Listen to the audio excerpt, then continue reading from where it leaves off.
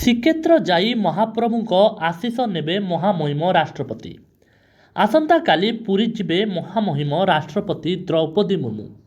ସକାଳ 9:45ରେ ସମଙ୍ଗସ୍ଥିତ ହେଲିପ୍ୟାଡ୍ରେ ସ୍ୱତନ୍ତ୍ର ବିମାନରେ ପହଞ୍ଚିବେ।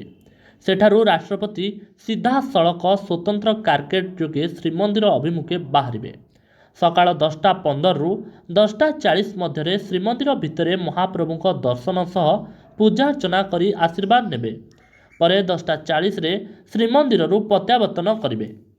ଶ୍ରୀମନ୍ଦିରରୁ ପ୍ରତ୍ୟାବର୍ତ୍ତନ କରି ମହାମହିମ ସିଧାସଳଖ ଗୋପବନ୍ଧୁ ଆୟୁର୍ବେଦ ମହାବିଦ୍ୟାଳୟରେ ଅନୁଷ୍ଠିତ ହେବାକୁ ଥିବା 75ତମ ହୀରକ ଜୟନ୍ତୀରେ ମୁଖ୍ୟ ଅତିଥି ଭାବେ ଯୋଗଦେବେ।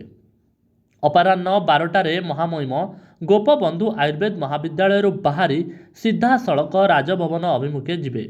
ରାଜଭବନରେ ଦ୍ୱିପହର ଭୋଜନ ସାରି ବ୍ଲୁ ଫ୍ଲାଗ ବିଚ୍ରେ ଅନୁଷ୍ଠିତ ହେବାକୁ ଥିବା ନୌସେନା ଦିବସର ମୁଖ୍ୟ ଅତିଥି ଭାବେ ଯୋଗଦେବେ।